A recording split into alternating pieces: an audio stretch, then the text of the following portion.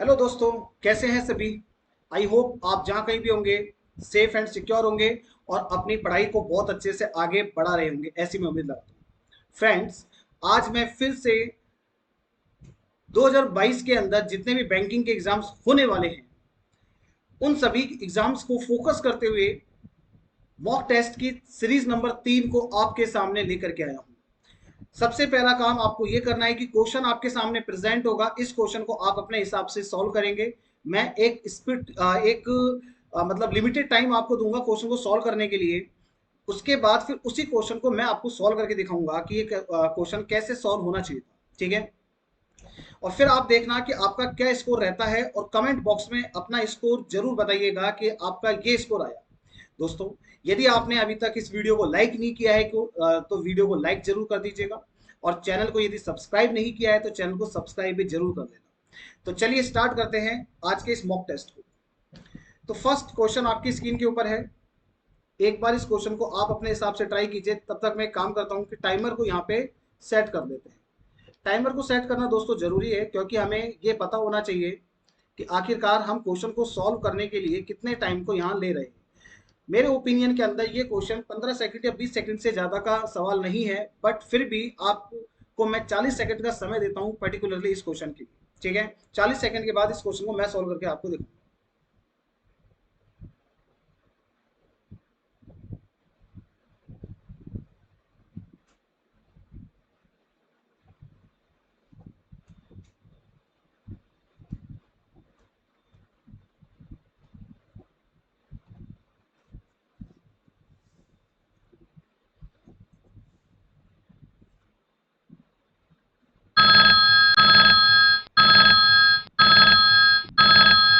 Okay, time is over. अब बारी है सोल्यूशन की। T is greater than equal to R, तो दोस्तों हमें टी को आर से मिलाना है। ठीक है, टी को आर से मिलाना है, तो देखिए जरा, टी आपका यहाँ पे है, आर आपका यहाँ पे है, ये कैसे मिल सकते हैं। अब देखना जरा, इस वाली सीरीज के अंदर और इस सीरीज के अंदर कॉमन कुछ भी नहीं है। इन दोनों में कॉमन कुछ भी नहीं है, तो हमें इस थर्ड वाली सीरीज की हेल्प लेनी ही पड़ेगी।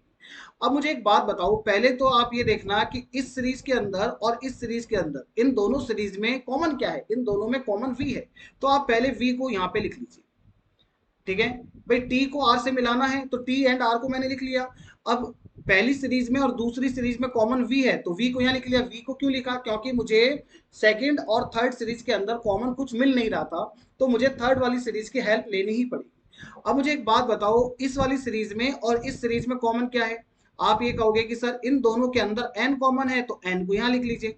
इस अकॉर्डिंग आप देखिए, टी और आर एक सीरीज के अंदर कमर्ज हो सकते हैं, कंबाइन हो सकते हैं। तो सुनिए जरा, टी का रिलेशन वी के साथ में क्या है। देखो जरा, यहाँ पे दिया गया है कि टी का रिलेशन वी के साथ में है कि T is greater than equal to we.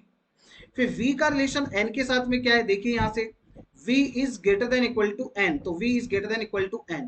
n का रिलेशन r के साथ में देखो, n is greater than equal to r। तो फाइनली आप चेक करके बताइए। आप ये देखो सबसे पहले तो कि जो ओपन साइड है यहाँ पे t की तरफ है, यहाँ भी t की तरफ है, यहाँ भी t की तरफ है। तो फाइनली जब t का रिलेशन r के साथ निकलेगा तो ओपन साइड t की तरफ ही होगी। इक्वल का रिलेशन यहाँ भी है, इक्वल का रिलेशन यहाँ भी है, इक्वल का रिलेशन यहाँ भी है, यानी इक्वल का रिलेशन टी एंड आर के बीच में भी आना चाहिए। अब आप फाइनली चेक कर सकते हैं कि टी और आर में रिलेशन बनेगा कि T is greater than equal to R, और इसने देखो यही रिलेशन यहाँ पे दिया भी है, तो पहला कंक्लूजन आपका एकदम करेक्ट है। सेकंड की बात करते हैं। सेकंड में जे का रिलेशन आर के साथ पूछा गया है, तो एक काम करते हैं, मैं यहां से इस v के पास से t को हटा करके अब मैं v के पास यहाँ r को सेट कर देता हूँ, क्योंकि j का रिलेशन v के साथ में दिया है ना। तो j का रिलेशन v के साथ में, एक सेकंड रुकिए, मैं इसको थोड़ा सा इरेज कर देता हूँ ताकि आपको चीजें एकदम बढ़िया तरीके से समझ में आए। अब देखो, j का रिलेशन v के साथ में क्या है, j का रिलेशन v के साथ में है j is greater then v। तो ये लीजिए, j is greater then v। अब मुझे एक बात बताओ, यहाँ जो ओपन साइड है वो j की तरफ है, यहाँ भी जो ओपन साइड है वो j की तरफ है, यहाँ भी ओपन साइड j की तरफ है। तो फाइनली ओपन साइड हमेशा j की तरफ ही आ रही है, तो यहाँ भी ओपन साइड j की तरफ होगी।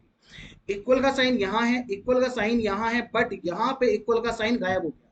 इसका मतलब ये हुआ कि जे एंड आर के बीच में इक्वल बराबर तरीके से नहीं चला, बीच में ब्रेक हो गया। यदि कहीं भी बीच में इक्वल ब्रेक हो जाता है तो फिर हमें एलिमेंट्स के बीच में इक्वल का साइन की रिक्वायरमेंट नहीं है। कुल मिला के final relation J and R में बनेगा कि जे आर से बड़ा है, और इसने यही बोला है दोस्तों जे आर से बड़ा है। तो दूसरा कंक्लूजन भी आपका सही है, दोनों सही है। तो ऑप्शन ई इसका करेक्ट आंसर होगा, जो कि उम्मीद करता हूं आप लोगों ने दिया भी होगा। चलिए दोस्तों अगले सवाल की तरफ बढ़ते हैं, टाइमर में लगा देता हूं।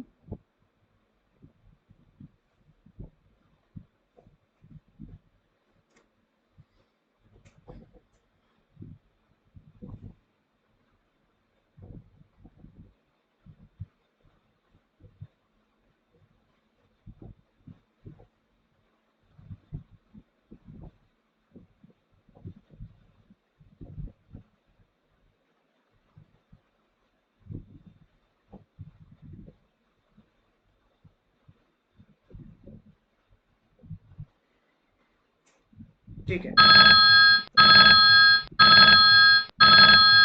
चलिए टाइम इज ओवर। अब बारी सोल्यूशन की। दोनों कंक्लूजन में ओ को टी से मिलाना है, तो ओ को टी से मिलाना है तो ये लीजिए। अब मिलाने वाला दो भाई, दो ही सीरीज है, पहली सीरीज दूसरी सीरीज, इनमें कॉमन फैक्टर आर है, तो जो कॉमन फैक्टर आर है उसको बीच में लिख लो। पहले देखो ओ का रिलेशन आर के साथ दिया, O is greater than equal to R, ये लीजिए। फिर आर का रिलेशन टी के साथ दिया, क्या रिलेशन है, R is greater than equal to T, तो ये लीजिए R is greater than equal to T. अब फाइनली आप कंक्लूड करके बताइए कि ओ का रिलेशन टी के साथ में क्या बनेगा। ओ का रिलेशन टी के साथ में बनेगा, जो ओपन साइड है यहाँ ओ की तरफ है, यहाँ भी ओपन साइड ओ की तरफ है, तो यहाँ भी ओपन साइड ओ की तरफ ही आएगी। इक्वल यहाँ भी है, इक्वल यहाँ भी है, तो यहाँ भी इक्वल आएगा। कहने का मतलब ये हुआ कि ओ एंड टी के बीच में मैक्सिमम, ओ एंड टी के बीच में मैक्सिमम कितने रिलेशन बनते हैं, मैक्सिमम दो रिलेशन बनते हैं। एक तो ओ बड़ा है और एक ओ बराबर है टी से। ये कहता है कि ओ टी के केवल बराबर है, तो दोस्तों इंडिविजुअल बेसिस पे देखा जाए तो गलत है, क्योंकि ओ बड़ा भी होना चाहिए। इसने सिर्फ बराबर बोला है तो ये गलत हो गया। और यदि इसको सेकंड वाले को इंडिविजुअल बेसिस पर देखें तो ये कहता है कि ओ टी से केवल बड़ा है। इंडिविजुअल बेसिस पे देखिए तो गलत है, क्योंकि ये ओ है ना टी के बराबर भी था। तो इंडिविजुअल बेसिस पर दोनों गलत है। लेकिन मुझे एक बात बताओ, सीरीज के अकॉर्डिंग ओ एंड टी के बीच में मैक्सिमम कितने रिलेशन बनते हैं, दो रिलेशन। एक तो ओ बड़ा है और एक ओ बराबर है टी से। ये कहता है ओ बड़ा है, ये कहता है ओ बराबर है। क्या दोस्तों दोनों रिलेशन गलत हो सकते हैं?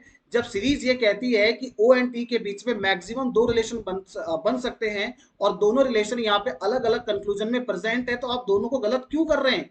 भाई दोनों में से एक बात तो सही होनी चाहिए ना, क्योंकि ऐसा मैं नहीं कह रहा, ऐसे सीरीज कह रही है। सीरीज कहती है कि मैक्सिमम दो रिलेशन बन सकते हैं और दोनों यहाँ प्रेजेंट है, तो दोनों एक साथ गलत नहीं हो सकते। हालांकि इंडिविजुअल बेसिस पे देखा जाए तो गलत है, लेकिन यदि कंबाइंड फॉर्म में देखा जाए, यदि इनको मिलाकर देखा जाए तो गलत नहीं है। दो में से एक बात यहाँ पे सही होगी, इसलिए इस कंक्लूजन का, इस क्वेश्चन का आंसर होगा आइदर और, यानी या तो पहला कंक्लूजन सही है या दूसरा सही है। ऐसा मैं नहीं कहता, ऐसा ये सीरीज कहती है। आई होप आपको चीजें समझ में आई होंगी। चलिए दोस्तों आगे बढ़ने की बारी है अगले सवाल की तरफ। नेक्स्ट क्वेश्चन आपकी स्क्रीन के ऊपर ये रहा। टाइमर मैं सेट कर देता हूँ, ये लीजिए टाइमर सेट हो गया। मैंने 50 सेकंड का कर दिया है, मैं हालांकि 10 सेकंड पहले ही बंद कर दूंगा इसको, है ना।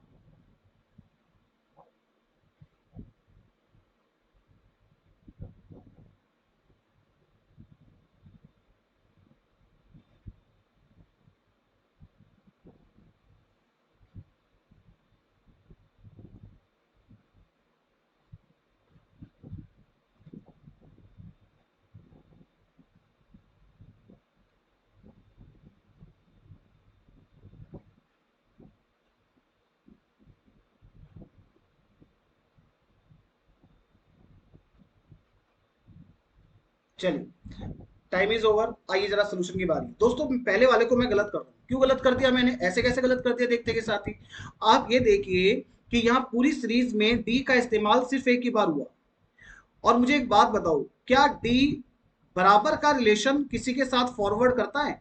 क्या डी ई के साथ में बराबर का रिलेशन आगे बढ़ा रहा है क्या, इक्वल के साइन को आगे फॉरवर्ड कर रहा है क्या? नहीं कर रहा। अब यहाँ कंक्लूजन के अंदर आप देखो, यहाँ कंक्लूजन में, कंक्लूजन नंबर 1 में डी के साथ इक्वल का साइन लगा रखा है, और हम जब स्टेटमेंट को देखते हैं तो डी के साथ में इक्वल का साइन नहीं था और यहाँ लगा रखा है। इसका मतलब ये सही हो ही नहीं सकता। जब वहां इक्वल है नहीं, यहाँ लगा दिया, तो इसको मैं डायरेक्टली प्रूव कर सकता हूं कि ये गलत है। इसको मैं चेक ही नहीं करूंगा, इसको मैं फर्दर चेक नहीं करूंगा, ये डायरेक्टली मुझे गलत मिल गया। अब सेकंड वाले को चेक करना पड़ेगा। ई का रिलेशन ए के साथ पूछा जा रहा है, तो ई को लिख लेते हैं और ए को लिख लेते हैं। मिलाने वाला कौन है दोनों को मिलाने वाला बी है, तो बी को बीच में लिख लो, जो मिलाने वाला है उसको बीच में लिख लो। तो ई का रिलेशन देखो जरा, ई का रिलेशन बी के साथ में बनेगा E is less than equal to B, तो ये लीजिए E is less than equal to B. और बी का रिलेशन ए के साथ बनेगा A is greater than B, तो A is greater than B. अब आप देख सकते हैं यहाँ जो ओपन साइड है वो ए की तरफ है और यहाँ भी जो ओपन साइड है वो ए की तरफ है, तो फाइनली जो ओपन साइड होगी वो ए की तरफ ही आनी चाहिए। अब इक्वल की बात करो, इक्वल यहाँ तो है बट यहाँ पे इक्वल नहीं है, यानी इक्वल आगे बढ़ा ही नहीं, ई से बी तक तो पहुंचा लेकिन बी से ए तक नहीं पहुंचा। इस वजह से हम यही कहेंगे कि ए का रिलेशन ई के साथ में इक्वल का नहीं होगा। तो बताइए जरा, ए का रिलेशन ई के साथ में सिर्फ यही बनेगा, A is greater than E, और इसने यही तो बोला है A is greater than E. Second 1:2, option B is correct. चलिए दोस्तों अगले सवाल की तरफ बढ़ते हैं, नेक्स्ट क्वेश्चन। और ये लीजिए मैंने टाइमर सेट कर दिया।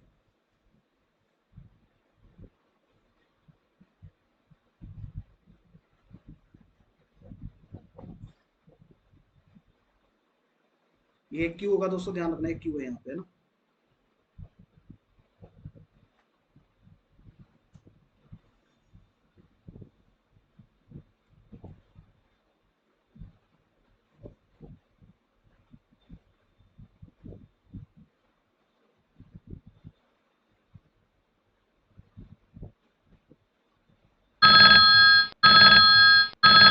चलिए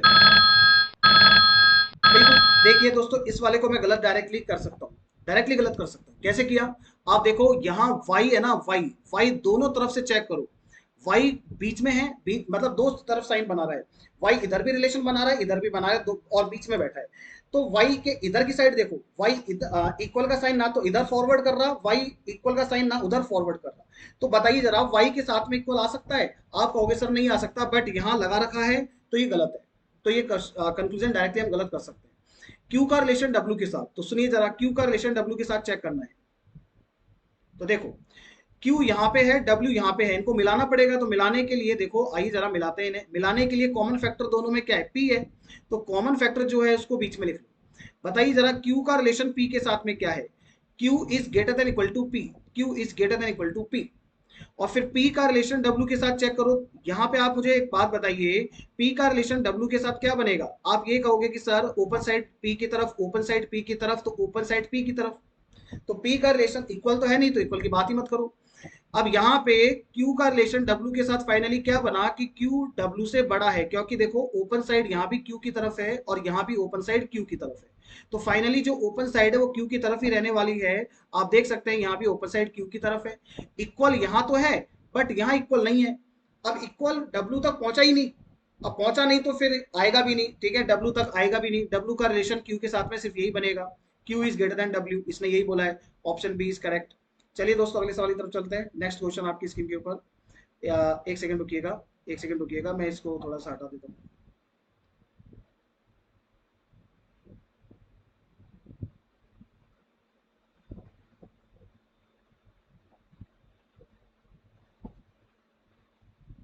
हाँ जी, अब आप कर सकते हैं क्वेश्चन, अब आप कीजिए।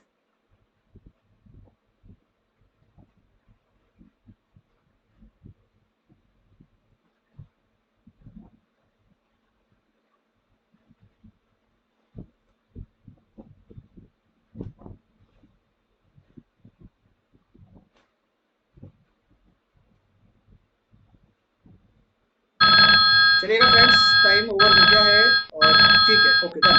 ए का रिलेशन जेड के साथ, तो ए यहाँ पे है, जेड यहाँ पे है, आइए जरा दोनों को मिलाते हैं। ए को जेड से मिलाना है, मिलाने वाला कौन है? मिलाने वाला दोनों में कॉमन कौन है भाई? दोनों में कॉमन कौन है? देखो सी कॉमन है, तो कॉमन जो है उसको बीच में लिख लो। ए का रिलेशन सी के साथ बताइए क्या बनेगा? यहाँ जो ओपन साइड है ए की तरफ है, यहाँ भी जो ओपन साइड है ए की तरफ है, तो यहाँ भी जब ए का रिलेशन सी के साथ निकालेंगे तो ओपन साइड ए की तरफ। इक्वल नहीं आएगा क्योंकि इक्वल ए से लेके बी तक तो पहुंचा लेकिन बी से लेके सी तक नहीं पहुंचा, इसका मतलब ए और सी के बीच में इक्वल नहीं आएगा। अब मुझे एक बात बताओ, जेड का रिलेशन सी के साथ में क्या है? देखो जरा यहाँ पे जेड का रिलेशन सी के साथ में है कि ओपन साइड सी की तरफ होगी, ओपन साइड ये लीजिए मैंने सी की तरफ कर दी। फाइनली यहां से कंक्लूजन निकालो कि ये जो ओपन साइड है ए की तरफ है और यहाँ भी जो ओपन साइड है ए की तरफ है, यानी ए का रिलेशन जेड के साथ जब निकालेंगे तो ओपन साइड ए की तरफ आएगी। इक्वल का साइन यहाँ है नहीं तो इक्वल की बात ही मत करो आप। तो A is greater then Z ये रिलेशन बनेगा और यही रिलेशन यहाँ पे दिया गया है, पहला सही है। अब सेकंड की बात करेंगे, सेकंड की बात करेंगे हम। अब हमें एफ को ई से मिलाना है, चलो एफ को यहाँ लिखो और ई को यहाँ लिखो। मिलाएगा कौन? अगेन वही सी मिलाने वाला। तो सी का रिलेशन एफ के साथ यहाँ बताओ जरा क्या है। सी का रिलेशन एफ के साथ में है कि C is greater than equal to F, और एफ का रिलेशन सी के साथ में क्या है, सॉरी ई का रिलेशन सी के साथ में क्या है कि ओपन साइड ई की तरफ है, ओपन साइड ई की तरफ है तो ओपन साइड ई की तरफ आएगी। इक्वल का साइन यहाँ है बट यहाँ नहीं है तो इक्वल का साइन नहीं चाहिए फाइनली। तो आप ये कह सकते हैं कि एफ का रिलेशन ई के साथ क्या बनेगा, एफ का रिलेशन ई के साथ बनेगा कि ओपन साइड ई की तरफ करनी होगी। ठीक है, तो इसने ओपन साइड देखो ई की तरफ ही कर रखी है, बिल्कुल सही है। फर्स्ट एंड सेकंड दोनों करेक्ट हैं, दोनों करेक्ट हैं तो ऑप्शन ई इज राइट। अब हम बढ़ेंगे अगले सवाल की तरफ। ये लीजिए नेक्स्ट क्वेश्चन आपकी स्क्रीन के ऊपर, हो जाइए शुरू, timer is on.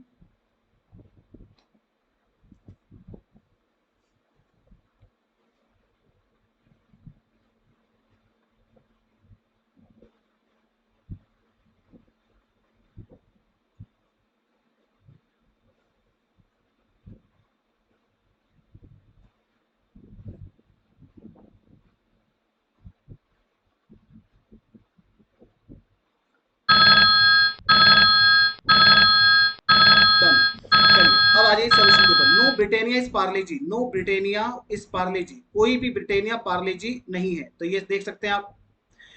Only a few Parle G is Tiger, तो क्या बोलेंगे, some Parle G is Tiger and some Parle G is not Tiger. आगे चलते हैं, some Tiger are milk bite, तो some Tiger are milk bite, ये लीजिए some Tiger are milk bite. अब आ जाइए ऑल टाइगर, दोस्तों ध्यान रखना कैन बी ऑलवेज रिप्रेजेंट, मैं दो बातें बताता हूं आपको। एक तो होता है कैन नेवर बी और एक होता है कैन बी। ध्यान से सुनना, समझने की कोशिश करना। ये कैन नेवर बी है ना, ये ऑलवेज रिप्रेजेंट करता है किसको, श्योरिटी को। और श्योरिटी भी कैसी, ये ऑलवेज रिप्रेजेंट करता है नेगेटिव श्योरिटी को। ठीक है, पॉसिबिलिटी को कभी भी रिप्रेजेंट नहीं करता है, ये नेगेटिव श्योरिटी को रिप्रेजेंट करता है। और कैन बी हमेशा रिप्रेजेंट करता है किसको, कैन बी हमेशा रिप्रेजेंट करता है पॉसिबिलिटी।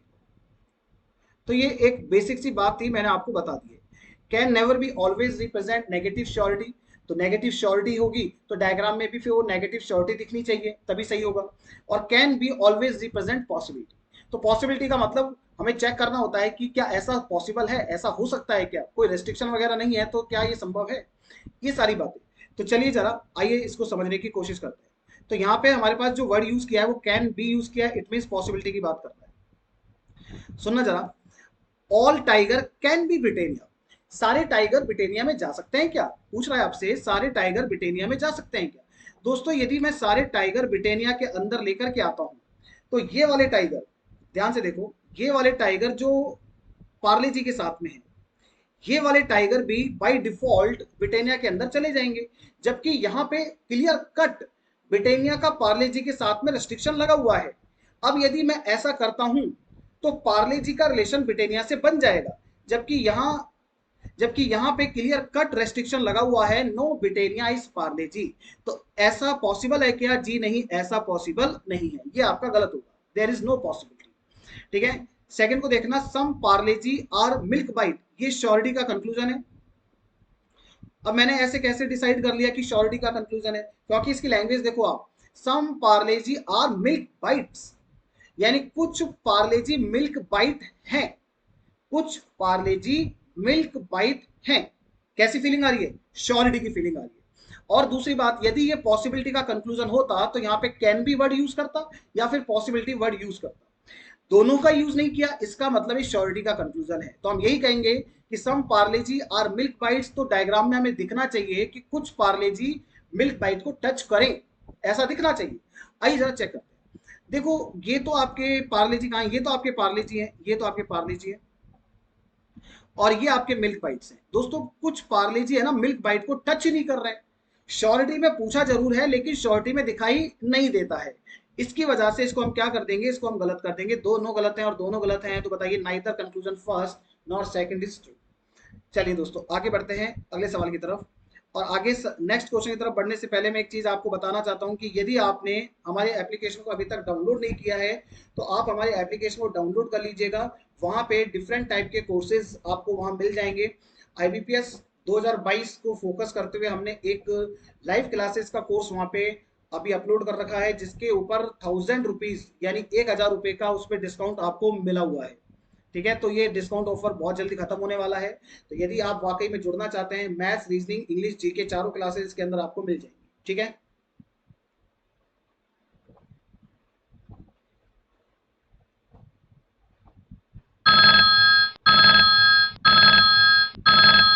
Okay done.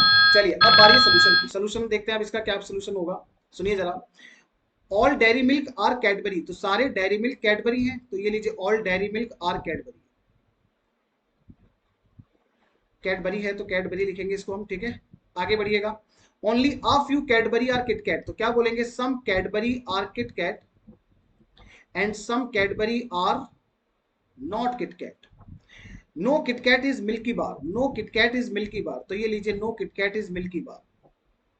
ठीक है, इसको हटा दो, इसको मैं इरेज कर देता हूं। चलिएगा आगे बढ़ने की बारी है दोस्तों, और देखते हैं नेक्स्ट। सुनिए जरा। अब हमारे पास फर्स्ट कंक्लूजन है, some Dairy Milk are not Milky Bar. आप डेयरी मिल्क के पास जाओ, ठीक है, और डेयरी मिल्क का कुछ पोर्शन ऐसा है क्या जो मिल्क बार में नहीं जाएगा, यानी श्योरिटी का कंक्लूजन है, तो श्योरिटी में दिखना भी चाहिए। आइए जरा डेयरी मिल्क के पास चलते हैं दोस्तों। ये हमारी डेयरी मिल्क है। अब डेयरी मिल्क का कुछ पोर्शन ऐसा दिख रहा है क्या जो मिल्की बार में नहीं जाएगा? हमें तो नजर नहीं आ रहा है भाई। डेयरी मिल्क और मिल्क बार में कोई रेस्ट्रिक्शन लगा हुआ नहीं है। रेस्ट्रिक्शन मिल्क बार का किटकैट के साथ में है, और किटकैट डेयरी मिल्क को टच नहीं करता है। तो यहाँ पे डेयरी मिल्क और मिल्क बार में रेस्ट्रिक्शन वाला पोर्शन कहाँ है, नजर नहीं आता। बट यहाँ तो श्योरिटी में पूछा है, बट डायग्राम में तो दिख ही नहीं रहा। तो बताओ जरा क्या करें, इसको गलत कर देते हैं। श्योरिटी का कंक्लूजन है तो श्योरिटी में दिखना भी चाहिए। आइए जरा सेकंड को देखते हैं।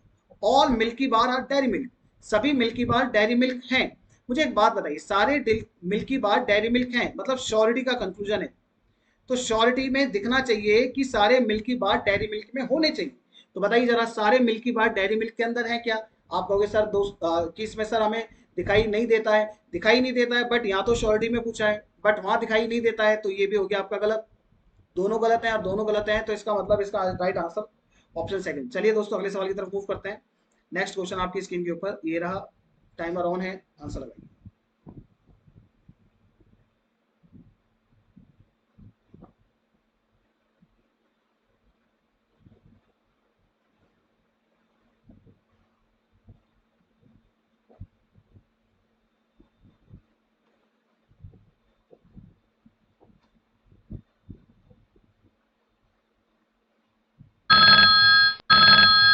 चलिए टाइम इज ओवर। अब सुनना जरा। सम माउस इज डेस्कटॉप, मैंने डायग्राम बनाया। ओनली डेस्कटॉप और सीपीयू, तो इसको रिवर्स करके क्या बोलते हैं, all CPU are desktop. All CPU are desktop, ये लीजिए ऑल सीपीयू आर डेस्कटॉप। और इस सीपीयू के ऊपर क्या लगेगा, इस सीपीयू के ऊपर लगेगा रेस्ट्रिक्शन, क्योंकि इसके बारे में मैंने आपको क्लास के अंदर बता रखा है। ठीक है, ओनली का मतलब क्या होता है, क्यों होता है, किसके ऊपर रेस्ट्रिक्शन लगता है, क्यों लगता है। एक एक बात मैंने आपको बहुत अच्छे से क्लियर कर रखी है। यदि आप वाकई में सीखना चाहते हैं इसके बारे में और भी ज्यादा, तो आप हमारे यूट्यूब चैनल के ऊपर जाएंगे, वहां पे स्लॉ जम की प्लेलिस्ट बनी हुई है, वहां जाकर के आप देखेंगे तो only and only of you के एक वीडियो मैंने बना रखा है। वहां पे आप सारे कंसेप्ट सीख सकते हैं। सुनना जरा। नो डेस्कटॉप इज कीबोर्ड, कोई भी डेस्कटॉप क्या नहीं है, कीबोर्ड नहीं है, तो डेस्कटॉप और कीबोर्ड में लग गया रेस्ट्रिक्शन। अब फर्स्ट कहता है सम माउस आर नॉट कीबोर्ड, कुछ माउस कीबोर्ड नहीं है। हमें दिखना चाहिए डायग्राम के अंदर, कुछ माउस ऐसे दिखने चाहिए जो कीबोर्ड में ना जाए, क्योंकि ये श्योरिटी में पूछ रहा है, तो डायग्राम में श्योरिटी में दिखना भी चाहिए। मुझे एक बात बताइए दोस्तों, ये वाले जो माउस हैं ये डेस्कटॉप के साथ में है, और डेस्कटॉप का कीबोर्ड के साथ में लगा हुआ है रेस्ट्रिक्शन। तो वो वाले माउस जो डेस्कटॉप के साथ में है कभी कीबोर्ड में जाएंगे क्या? आप कहोगे सर कभी नहीं जाएंगे। इस बात पर आप क्या है, श्योर हैं, इस बात पर आप श्योर हैं, मतलब श्योरिटी का कंक्लूजन था, श्योरिटी में दिखाई भी दिया। तो बताइए जरा ये क्या होगा, सही होगा, पहला सही है। ऑल सीपीयू कैन बी, मतलब पॉसिबिलिटी पूछ रहा है। सारे सीपीयू डेस्कटॉप में जा सकते हैं क्या? सारे सीपीयू डेस्कटॉप के अंदर जा सकते हैं क्या? देखो, सारे सीपीयू डेस्कटॉप के अंदर ऑलरेडी हैं। ये कहता है कि all CPU can be desktop, सारे सीपीयू डेस्कटॉप हो सकते हैं क्या? मुझे एक बात बताइए दोस्तों, सारे सीपीयू डेस्कटॉप हो सकते हैं या वो ऑलरेडी हैं? वो तो ऑलरेडी हैं। यहाँ पे यहाँ पे हम इस बात को श्योरिटी से कह सकते हैं कि सारे सीपीयू ऑलरेडी डेस्कटॉप हैं, क्योंकि डायग्राम में क्लियर कट दिखाई देता है। और हमारा जो पॉसिबिलिटी का केस है, पॉसिबिलिटी का केस ओनली फॉर डाउट की कंडीशन में ही सही होता है। बट यहाँ तो श्योरिटी में नजर आ रहा है, जो चीज ऑलरेडी है उसको पॉसिबिलिटी में कैसे डालेंगे? पॉसिबिलिटी का मतलब हो भी सकता है, नहीं भी हो सकता। और हम इस बात को कह रहे हैं कि सारे सीपीयू ऑलरेडी डेस्कटॉप हैं, तो इस बात की कोई पॉसिबिलिटी नहीं है, इस बात की श्योरिटी है। इस बात की क्या है? श्योरिटी है। तो ये सेकंड वाला आपका रॉन्ग है, फर्स्ट वाला आपका सही है, और first one is correct. It means option number fourth is right. चलिए दोस्तों, अगले सवाल की तरफ चलते हैं। नेक्स्ट क्वेश्चन आपकी स्क्रीन के ऊपर, टाइमर इज ऑन।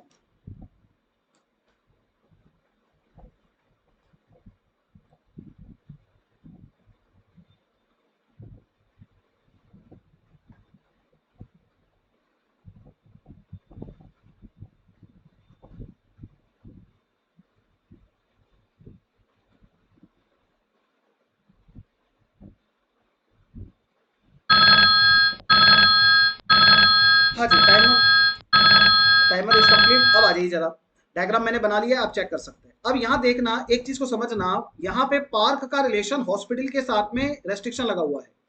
पार्क का रेस्ट्रिक्शन हॉस्पिटल के साथ में, टेम्पल के साथ में नहीं है। टेम्पल के साथ में नहीं है, तो पार्क है ना, टेम्पल के अंदर तो आ सकता है, ठीक है। No park is care centre, no park is care centre. इसने क्या बोला कि कोई भी पार्क केयर सेंटर नहीं है, यानी पार्क एंड केयर सेंटर में रेस्ट्रिक्शन दिखना चाहिए। आप देखिए जरा, मुझे पार्क एंड केयर सेंटर में रेस्ट्रिक्शन दिखाई नहीं देता, क्योंकि ये श्योरिटी का कंक्लूजन है। तो डायग्राम के अंदर श्योरिटी में दिखना भी चाहिए, नजर नहीं आता है, नजर नहीं आता है तो गलत है। सम पार्क इज केयर सेंटर, यानी ये भी श्योरिटी का कंक्लूजन है, ये भी आपका श्योरिटी का कंक्लूजन है। तो सुनना जरा, श्योरिटी में फिर दिखना भी चाहिए। कुछ पार्क केयर सेंटर हैं, कुछ पार्क केयर सेंटर में टच करने चाहिए, तो कुछ पार्क केयर सेंटर को टच नहीं कर रहे हैं, दिखाई नहीं देता है। बट यहाँ श्योरिटी में पूछा है, डायग्राम में श्योरिटी में नहीं दिखता, तो ये भी आपका हो गया गलत। दोनों कंक्लूजन अलग अलग गलत है, ध्यान से सुनना। दोनों कंक्लूजन अलग अलग गलत हैं। और दोनों के ऑब्जेक्ट देखना, park park, care centre, object भी सेम है। और दोनों में सम और नो का रिलेशन भी है, दोनों के अंदर सम और नो का रिलेशन भी है। तो दोस्तों, यदि ये तीनों कंडीशन पूरी हो रही है, पहली कंडीशन, दो कंक्लूजन्स अलग अलग गलत होने चाहिए।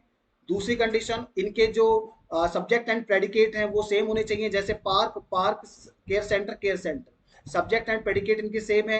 तीसरी कंडीशन, इनमें सम और नो का रिलेशन होना चाहिए। यदि ये तीनों कंडीशन पूरी होती हैं, तो ऐसी सिचुएशन के अंदर जो आंसर दिया जाता है वो ऑलवेज आइदर और का दिया जाता है। इसके बारे में सिलॉक्स की क्लास के अंदर मैंने आपको अच्छे से सिखा रखा है, ठीक है। फिर भी एक बार मैं इसमें आपको थोड़ा सा बेसिक बता देता हूँ। पहले ये कहता है कि सम पार्क इज केयर सेंटर, दोनों गलत हैं, ये दोनों गलत हैं, इसमें कोई डाउट नहीं है, ठीक है। अब हम आगे बढ़ रहे हैं, जैसे मैं समझाने की कोशिश कर रहा हूँ। सम पार्क इज केयर सेंटर, कुछ पार्क केयर सेंटर हैं, यानी ये कहना चाहता है कि पार्क और केयर सेंटर आपस में रिलेटेड हैं, इनमें आपस में रिलेशन है। फिर कहता है कि no park is care centre, यानी पार्क का केयर सेंटर के साथ कोई रिलेशन नहीं है। पहले तो कह रहा है कि पार्क और केयर सेंटर रिलेटेड हैं, फिर कहता है पार्क और केयर सेंटर रिलेटेड नहीं है। क्या दोनों बातें गलत हो सकती हैं? जी नहीं, दोनों में से एक बात सही होगी। क्यों सही होगी? ये ठीक वही बात है जैसा मेरा आपसे रिलेशन पूछा जाए, तो मैं ये कहता हूं कि भाई हो सकता है मैं आपका टीचर हूं, और ये भी तो हो सकता है कि ना हो, मैं आपका टीचर हूं या फिर नहीं हूं। इन दो में से एक बात तो सही है, आप ये नहीं कह सकते सर दोनों गलत है। ठीक उसी प्रकार से पार्क का केयर सेंटर के साथ में या तो रिलेशन होगा या फिर नहीं होगा, दोनों बातें एक साथ गलत नहीं हो सकती, दोनों में से एक बात सही है। तो यहाँ जो आंसर बनेगा वो आइदर और का बनेगा, ठीक है। या तो का इसका आंसर बनेगा, तो या तो का मतलब option number one is correct. चलिएगा अगले क्वेश्चन की तरफ चलते हैं। नेक्स्ट क्वेश्चन आपकी स्क्रीन के ऊपर ये रहा।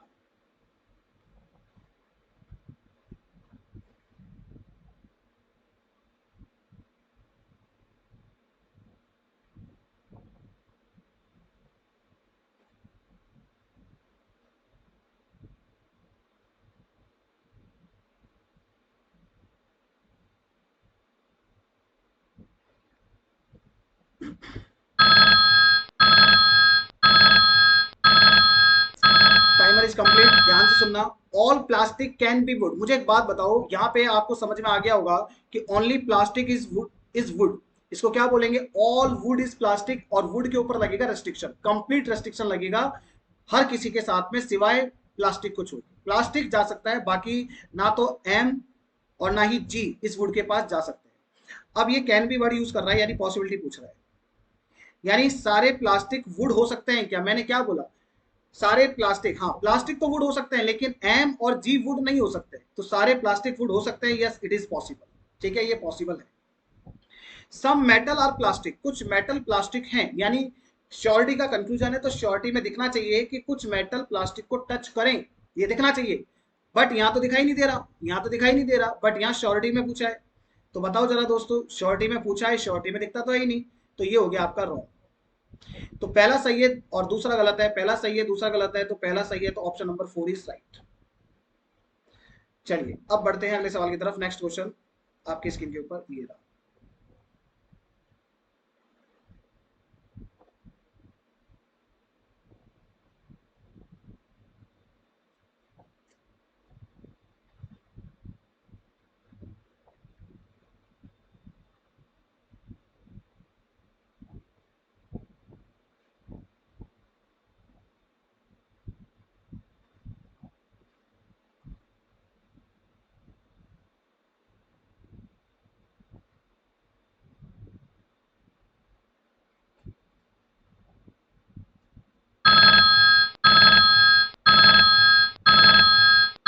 ठीक है, ठीक है, चलिए बिल्कुल ठीक है, टाइम ओवर हो गया है और ये मैंने थोड़ी सी मिस्टेक कर दी है, अब मैं इसको सही कर देता हूँ। सोलफुल की नंबरिंग मैंने कर ली है और इसके जो कोड है वो ये है। मैंने सोलफुल उधर, सॉरी थ्राइव्स का नंबरिंग मैंने कर दिया है, सोलफुल का इधर करना पड़ेगा।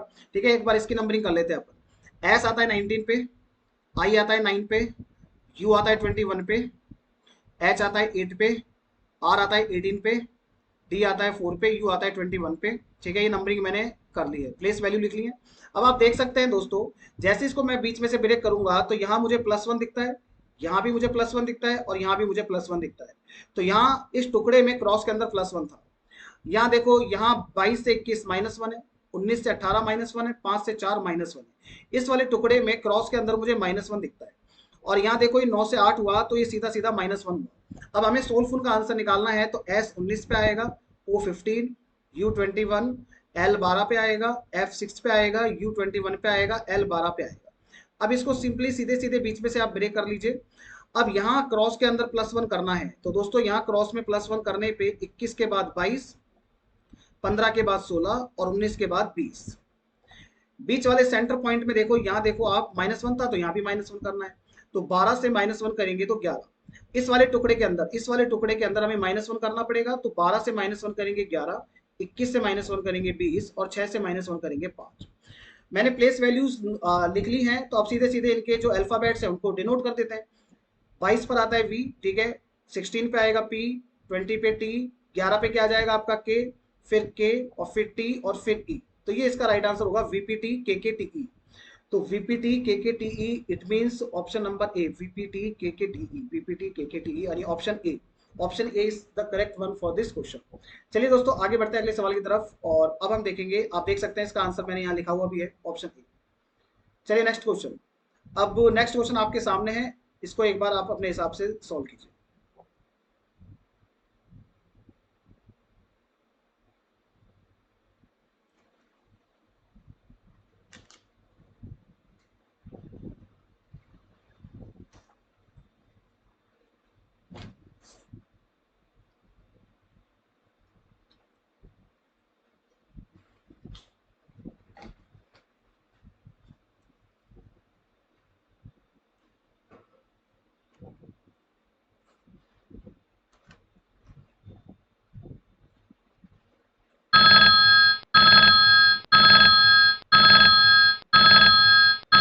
Time is over. आइए जरा, a vehicle moves from point P, from P point 10 kilometre towards north. अब एक कोई वाहन है, एक कोई व्हीकल है जो नॉर्थ डायरेक्शन में चलता है, और कितना चलता है, हाँ यहाँ से लेते हैं, नॉर्थ डायरेक्शन में चलता है, कितना चलता है 10 मीटर। तो ये इस तरीके से 10 मीटर चल के आया होगा।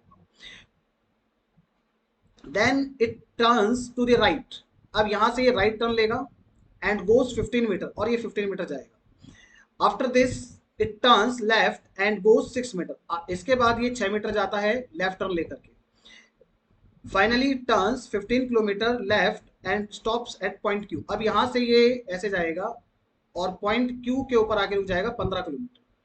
कहने का मतलब ये हुआ कि इनिशियल पॉइंट जो है और जो फाइनल पॉइंट क्यू है ये एक स्ट्रेट लाइन के अंदर आ जाएंगे, ठीक है ना, ये स्ट्रेट लाइन के अंदर आ जाएंगे, क्योंकि ये वाली 15 मीटर 15 किलोमीटर और ये 15 किलोमीटर दोनों सेम ही होगा, दोनों सेम है, तो ये पॉइंट आपके क्या बनेंगे, एक इक्वल लाइन के अंदर आ जाएंगे।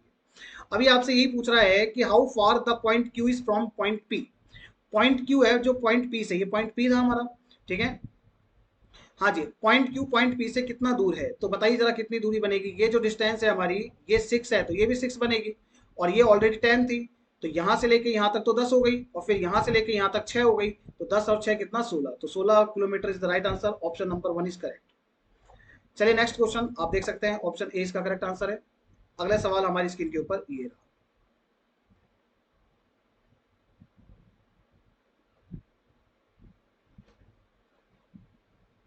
हाँ जी, आई होप आपने इसका आंसर लगा लिया होगा। अब मैं इसका सोल्यूशन बताता हूँ। क्यों रुकने से पहले, क्यों रुकने से पहले वाहन किस दिशा में चल रहा था, in which direction was the vehicle moving before stopping at Q. Q point पर रुकने से पहले वाहन किस दिशा में चल रहा था, ये आपसे पूछा जा रहा है। मुझे एक बात बताओ, यहां से जब इस गाड़ी ने, इस वाहन ने लेफ्ट टर्न लिया था, तो बताओ जरा ये कौन सी डायरेक्शन में मूव कर रहा है, ये इस तरीके से चल रहा है, तो बताओ इधर की तरफ कौन सी डायरेक्शन होती है, आपको पता है इधर कौन सी डायरेक्शन होती है, ये होती है नॉर्थ, ये होती है ईस्ट, ये होती है साउथ, और ये होती है वेस्ट। तो टूवर्ड्स योर लेफ्ट हैंड, आपके उल्टे हाथ की तरफ, यानी आपके लेफ्ट हैंड की साइड पे कौन सी डायरेक्शन होती है, वेस्ट डायरेक्शन होती है, तो इस क्वेश्चन का आंसर आएगा वेस्ट। वेस्ट का मतलब option number 4 is the correct one, और आप देख सकते हैं इसका आंसर ऑप्शन नंबर 4 है। चलिए अगला क्वेश्चन, एक काम करते हैं, इस क्वेश्चन को अपन ड्रॉप करते हैं, ठीक है, इस वाले क्वेश्चन ड्रॉप करते हैं, इस पर आते हैं सीधे सीधे। चलिए इसको बनाइए आप, इस क्वेश्चन को सॉल्व कीजिए।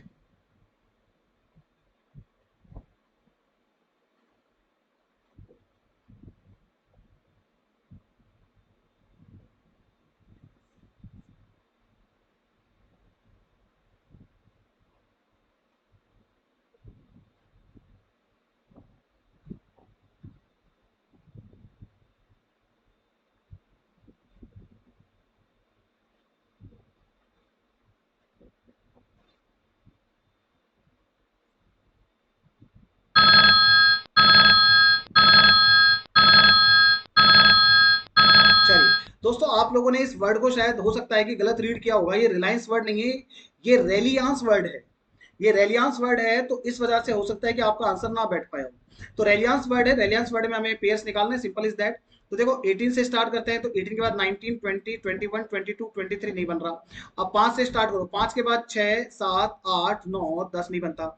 12 से स्टार्ट कीजिए, 12 के बाद 13 14 15 नहीं बनता। 9 के बाद देखो, 9 से 10 11 12 13 नहीं बनता। 1 से स्टार्ट करो, देखो 1 के बाद में 2 3, एक तो ये बन गया, 1 2 3 ये बन गया सीधा सीधा, आगे नहीं बन रहा। अब रिवर्स ऑर्डर में भी चेक कर लो एक बार, 5 के बाद 6 7 8 9, एक ये बन गया सीधा सीधा, देखो 5 to 9, ठीक है, आगे शायद नहीं बनेगा, 10 11 12 नहीं बन रहा। अब 3 से स्टार्ट करो, 3 के बाद 4 5 6 7 नहीं बनता। 14 के बाद देखो, 14 के बाद 15 16 14 के बाद 14 15 16 17 18 नहीं बनता। एक के बाद में देखना, 2 3 4 नहीं बनता है। 9 से भी नहीं बन रहा है, ठीक है, 9 से नहीं बन रहा, 12 से भी नहीं बन रहा। कुल मिला के हमारे अकॉर्डिंग यहाँ पे 2 पेयर बनने चाहिए, और 2 पेयर बनने चाहिए, तो इसका मतलब इसका राइट आंसर 2 होगा, ऑप्शन बी होगा, और आप देख सकते हैं यहाँ पे ऑप्शन बी मैंने आंसर लगा रखा है। चलिए अगले सवाल की तरफ मूव करते हैं। नेक्स्ट क्वेश्चन आपकी स्क्रीन के ऊपर ये रहा।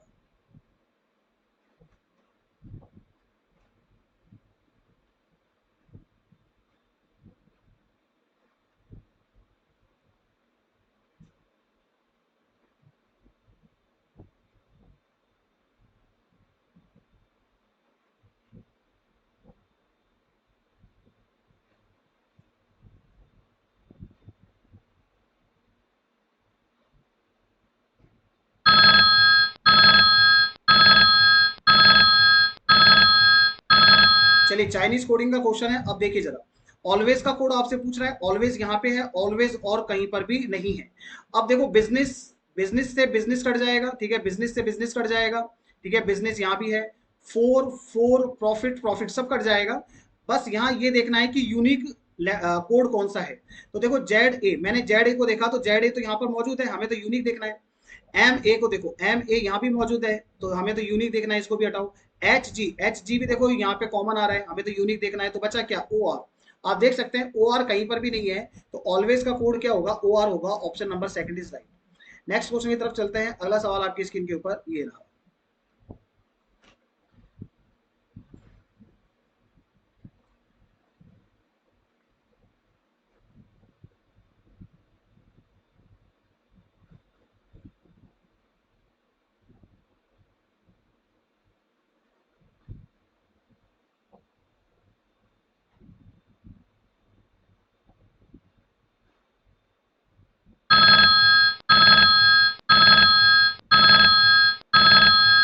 चलिए एच जी के लिए ये पूछ रहा है कि कौन सा वर्ड सुटेबल है। सुनना जरा, एच जी हमारे पास यहाँ पे था, ठीक है, एच जी हमारे पास यहाँ भी है और एच जी हमारे पास यहाँ भी है।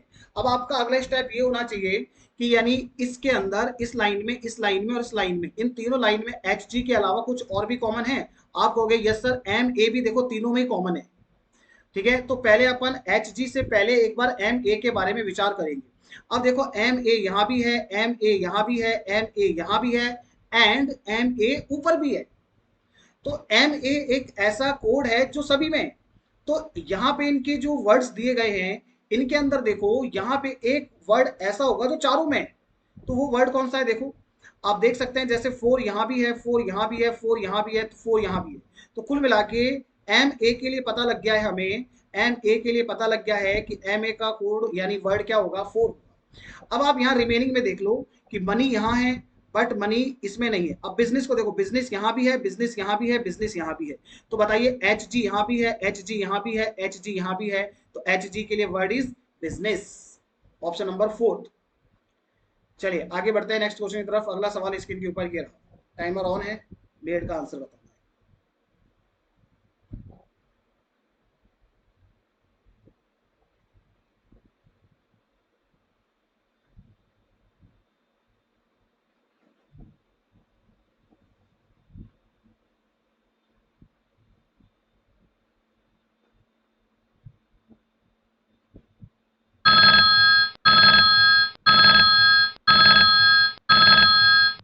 चलिए अब देखो जरा, मेड इजी फॉर मनी, यानी मेड आपके पास यहाँ पे दिया है और मेड आपके पास यहाँ पर भी दिया है और कहीं भी मेड नहीं है। तो इन दो लाइनों को टारगेट करो, इन दो लाइनों को फोकस करो और देखना जरा, मेड इन दोनों के अंदर कॉमन है, लेकिन प्रॉब्लम ये है कि इन दोनों में मेड के अलावा एक वर्ड है फोर, ये भी कॉमन आ रहा है। तो पहले आप अच्छे से जानते हैं, अभी अभी हमने देखा था कि फोर का जो कोड बन रहा था वो एम ए बन रहा था, तो एम ए को सीधे सीधे काट दो। अब मुझे बताओ इन दोनों में मेड कॉमन आ रहा है, देखो फोर तो कट गया, अब इन दोनों में कुछ कॉमन है क्या? अब आप कहोगे सर ओनली मेड कॉमन है। तो अब इनकी कोडिंग में देख लो कॉमन क्या है। आप देखेंगे कि ए क्यू यहाँ है बट यहाँ नहीं है, पीजी यहाँ है बट यहाँ नहीं है, एनआर यहाँ है, एनआर यहाँ भी है, ठीक है। तो मेड का कोड क्या हो जाएगा? आप कहोगे सर मेड का कोड एनआर हो जाएगा। Option number third is right. Next question की तरफ चलेंगे। अगला सवाल आपकी स्क्रीन के ऊपर ये रहा।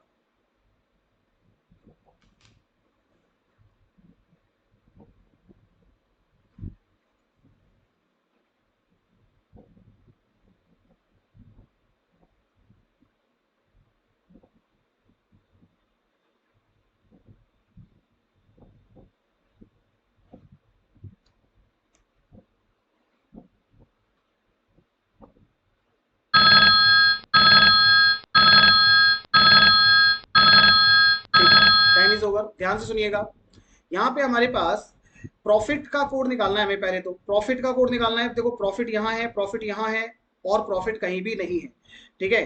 तो आप पहले तो इस एम ए को काट दो, क्योंकि ये एम ए आपको बार बार परेशान करेगा, सब में है। तो फोर, फोर को यहाँ से हटाओ, यहाँ से हटाओ, यहाँ से हटाओ, यहाँ से हटाओ। अब मुझे एक बात बताओ, इन दोनों लाइनों में कॉमन क्या आ रहा है? इन दोनों लाइनों के अंदर आप कहोगे सर एक तो बिजनेस कॉमन है, एक प्रॉफिट कॉमन है। तो एक काम करते हैं, पहले अपन बिजनेस का कोड निकालते हैं। तो बिजनेस का कोड क्या आएगा? बिजनेस यहाँ है, सेकंड में है, बिजनेस थर्ड में है, बिजनेस फोर्थ में है। सेकंड थर्ड फोर्थ में बिजनेस कॉमन है, तो इन तीनों में बताइए जरा कॉमन क्या आ रहा है? आप कहोगे इन तीनों में एम ए तो हम काट चुके हैं, एच जी और एच जी, तो बिजनेस का कोड तो हो गया एच जी। अब हम प्रॉफिट का कोड निकालेंगे, एच जी को हटा दो यहाँ से आप। अब हम प्रॉफिट का कोड निकालेंगे। देखो प्रॉफिट के लिए क्या बचा finally, Z A Z A. तो प्रॉफिट का कोड हो गया हमारे पास जेड ए। अब यहाँ देखो बचा क्या, वर्क्स बचा। वर्क्स का कोड हम निकालना चाहते हैं, तो प्रॉब्लम यह है कि वर्क्स यहाँ पर नहीं है। तो वर्क्स यदि यहाँ पे नहीं है तो कोई बात नहीं, मत रहने दो, वर्क्स को बाद में देखेंगे। मेड का कोड अभी हमने पिछली स्लाइड में निकाला था, मेड का कोड क्या बन रहा था, एन आर। तो मेड का कोड लिख लेते हैं यहाँ पे एन आर। ठीक है। अब देखो, अब हमें एक ऐसा ऑप्शन चेक करना होगा दोस्तों जिसमें एच जी होना चाहिए, जेड ए होना चाहिए, एन आर होना चाहिए। लेकिन यदि यहाँ वर्क्स नहीं है, वर्क्स हमारे पास यहाँ पे प्रेजेंट नहीं था, यदि वर्क्स यहाँ पे प्रेजेंट नहीं था तो वर्क्स का जो कोड होगा वो भी यहाँ पे नहीं मिलेगा। हमें एक ऐसा ऑप्शन देखना है जिसके अंदर वर्क्स के लिए एक न्यू कोड दिया जाए, वर्क्स के लिए एक न्यू कोड होना चाहिए। ऐसा ऑप्शन देखो जिसके अंदर एच जी मिल जाए, जेड ए भी मिल जाए, एन आर भी मिल जाए, और एक नया कोड मिले, एक नया कोड होना चाहिए। तो आइए जरा अब देखना, एच जी, एच जी यहाँ पे है नहीं, ये गलत ऑप्शन है। एच जी यहाँ है, एन आर भी है, जेड ए भी है, और यहाँ इसने एक्स ए को लिया है, एक्स ए को लिया है। और दोस्तों एक्स ए हमारे पास यहाँ कहीं पर भी प्रेजेंट है क्या, आप कहोगे नहीं है सर। इट मीन एक्स ए एक ऐसा कोड है जो नया है, न्यू कोड है। तो ये हमारा एक आंसर है, ये एक हमारा आंसर है। और देखो ये कहता है कि 1 और 3, तो 1 और 3 तो हो ही नहीं सकता क्योंकि 1 को तो हम ऑलरेडी काट चुके हैं। इसका मतलब ऑप्शन बी करेक्ट होगा। अगले सवाल की तरफ मूव करते हैं। नेक्स्ट क्वेश्चन आपकी स्क्रीन के ऊपर ये था।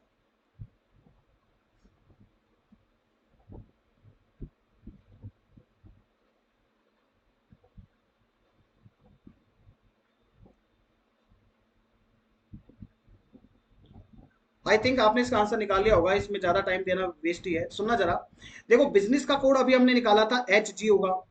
4 का कोड हम ऑलरेडी हमें दिमाग में पता है, हमें एम ए होगा। तो बताओ यहाँ ए क्यू के लिए क्या बचा, यहाँ ए क्यू के लिए बचा मनी। तो ए क्यू के लिए बचा मनी, तो ऑप्शन नंबर 3 इज राइट। चलो नेक्स्ट क्वेश्चन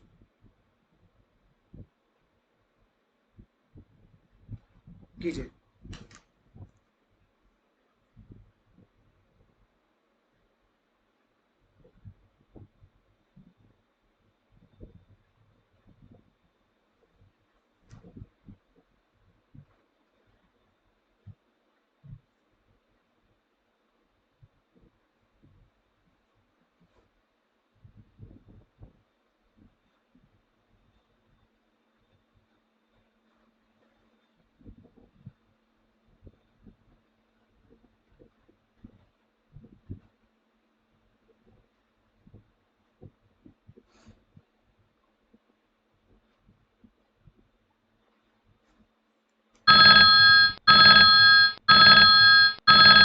चलिए टाइम इज ओवर, आइए जरा सोल्यूशन की तरफ चलते हैं।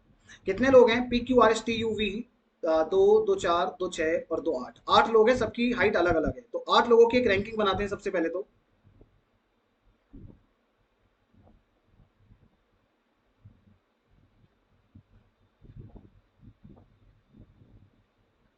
अब देखना, ये आपसे कहता है एस पी से छोटा है परंतु वी से लंबा है। एस है ना, पी से तो छोटा है, एस किससे छोटा है, पी से छोटा है। तो लिख लेते हैं सबसे पहले, एस पी से छोटा है लेकिन वी से लंबा है। टी डब्ल्यू से लंबा है, टी डब्ल्यू से लंबा है, तो यहाँ लिख लेते हैं टी डब्ल्यू से लंबा है, टी डब्ल्यू से लंबा है, ठीक है। परंतु आर से छोटा है, लेकिन ये जो टी है ना ये आर से छोटा होगा। क्यू एस से छोटा है, क्यू एस से छोटा है, तो यहाँ लिख लेते हैं क्यू किससे छोटा है, एस से छोटा है, परंतु यू से लंबा है। और ये जो क्यू है ना ये यू से लंबा है, क्यू आपका किससे लंबा है, यू से लंबा है। फिर कहता है आर वी से छोटा है, आर वी से छोटा है, ये जो आर है ना ये वी से छोटा है, तो वी ऊपर हो जाएगा, ठीक है। वी उतना लंबा नहीं है जितना कि यू है, यानी वी उतना लंबा नहीं है जितना कि यू है। V is not as tall as U, ठीक है ना। यानी वी यू जितना लंबा नहीं है, तो यानी वी यू से क्या होगा, कम लंबा होगा। वी यू से क्या होगा, कम लंबा होगा, तो यू यहाँ पे आ जाएगा, क्यू यहाँ पे आ जाएगा। देखो आप यू, भाई इसने क्या बोला, आप ध्यान से सुनना, वी उतना लंबा नहीं है जितना कि यू है, वी उतना लंबा नहीं है जितना कि यू है। इसका मतलब वी है ना यू से कम लंबा है। वी यदि यू से कम लंबा है तो यू ऊपर हो जाएगा, यू ज्यादा लंबा हो जाएगा तो यू ऊपर। और आप देख सकते हैं वी के ऊपर फिर यू आएगा, और हमें पता है यू के ऊपर कौन है, क्यू है, और क्यू के ऊपर कौन है, एस है। तो क्यू के ऊपर कौन आ जाएगा, यहाँ एस आ जाएगा, ठीक है, ओके। और एस के ऊपर कौन आ जाएगा, एस के ऊपर P आ जाएगा। तो ये लीजिए तो ऑलरेडी सेट हो गए, ये तो बिना कुछ किए सेट हो गए। P के बाद S, फिर S के बाद Q, Q के बाद में U, U के बाद में V, R, T, W, ये आपके इस तरीके से सेट हो जाएंगे। ठीक है, ये आपके इस तरीके से सेट हो जाएंगे। अब क्वेश्चन ने हमसे क्या पूछा था, आइए जरा देखते हैं। Which of the following is incorrect, निम्न में से कौन सा गलत है। फर्स्ट कहता है वी यू से छोटा है, तो देखो जरा वी यू से छोटा है, ये तो सही है, हमें तो गलत देखना है, ये आंसर नहीं होगा। ठीक है, अगला देखो, R is taller than U, R U से लंबा है, आर यू से लंबा, ये गलत है, ये गलत है। ठीक है, ये गलत है आपका, और हमें गलत ही चूज करना था, तो ये हमारा राइट आंसर हो जाएगा। एक बार बाकी को भी देख लेते हैं। U is taller than R, U R से लंबा है, यस ये सही है। Q is taller than T, Q is taller than T, ये भी सही है। इसका मतलब हमारा राइट आंसर ऑप्शन बी ही आएगा। ठीक है, अगले सवाल की तरफ मूव करते हैं, इसी से रिलेटेड है। ऑल इज टू आ रहा है, एक सेकंड रुको, यहाँ पे कुछ गड़बड़ है। ऑल इज ट्रू बोल रहा है ये तो, एक सेकंड रुकिए, ऑल इज टू कैसे आ रहा है, एक बार इंग्लिश में इस क्वेश्चन को हम पढ़ के देख लेते हैं। Which following is the incorrect, R is, अरे sorry sorry, R is smaller than U, R is smaller than U, ये स्मॉलर बोल रहा है। आर है ना यू से स्मॉलर है, बिल्कुल सही बात है, यहाँ पे तो आर यू से स्मॉलर ही तो आ रहा है। हमने गलती की है दोस्तों, यहाँ क्वेश्चन को मिसरीड किया है। आर यू से स्मॉलर है, और यहाँ देखो आर यू से स्मॉलर ही आ रहा है, तो ये भी ट्रू है, ये भी ट्रू है, सारी ट्रू हो गए, ये तो ऑल ट्रू हो गया, यानी option number 5 is correct, option number 5 is correct. ठीक है, तो थोड़ा सा मिसरीड हो गया था क्वेश्चन, इस वजह से गलती हुई, कोई बात नहीं दोस्तों, इस इंसानों से गलती होती है। आगे चलते हैं अगले सवाल की तरफ, नेक्स्ट को देखना। नेक्स्ट आपसे कहता है, यदि एक नया छात्र जे जो कि टी से लंबा है परंतु वी से छोटा है, यदि समूह में शामिल किया जाता है तो निम्नलिखित में से क्या सही होगा। एक नया स्टूडेंट ऐसा है जे जो टी से लंबा है लेकिन वी से छोटा है, टी से लंबा है लेकिन वी से छोटा है, तो देखो एक बार इसको यहाँ सेट करते हैं पहले। जे टी से लंबा है, जे है ना टी से लंबा है लेकिन वी से छोटा है, तो मे भी पॉसिबल कि जे यहाँ पर आ जाए, और मे भी पॉसिबल कि जे यहाँ पर आ जाए। जे टी से लंबा है और वी से छोटा है, तो जे के लिए दो पोजीशन बनती है, या तो वी और आर के बीच में आएगा या आर और टी के बीच में आएगा। आइए जरा अब क्वेश्चन को देखते हैं, तो कौन सा सत्य है, यानी आपसे ट्रू स्टेटमेंट पूछ रहा है। R and J are the same height, R और जे की सेम हाइट होगी, जबकि यहाँ बोला गया है इस क्वेश्चन के अंदर कि सभी की हाइट अलग अलग है, तो ये कैसे होगा भाई, ये तो नहीं कह सकते, हटाओ इसे। J is smaller than S, J S से छोटा होगा, ये चीज हमें चेक करनी पड़ेगी, क्या जे एस से छोटा होगा। हाँ जी दोस्तों, जे एस से छोटा होगा, बिल्कुल सही बात है, ये तो करेक्ट हो गया, ये तो सही हो गया। ठीक है, ये सही हो गया जे। अब देख लेते हैं इसका right answer option number second, आप देख सकते हैं इसका right answer option number second ही है। अब चलते हैं अगले सवाल की तरफ, नेक्स्ट क्वेश्चन आपकी स्क्रीन के ऊपर है। अब ये एक पजल का क्वेश्चन है, ठीक है, ये एक पजल का क्वेश्चन है। अब दोस्तों ये क्वेश्चन नंबर हमारा कौन सा है, 24 है। एक काम करते हैं, अभी तक की जो हमने 23 क्वेश्चन तो कर लिए हैं, तो 23 क्वेश्चन के बाद जो हमारे 35 तक के क्वेश्चंस बच रहे हैं, उनको अपने नेक्स्ट वीडियो के अंदर अपन कंप्लीट करेंगे। ठीक है, तो इस पार्ट को यही रोकेंगे क्योंकि थोड़ा टाइम ज़्यादा हो गया है, इसलिए नेक्स्ट वीडियो को अपन नेक्स्ट पार्ट के अंदर कवर करेंगे। तो आज के लिए इतना ही करते हैं, थैंक यू सो मच।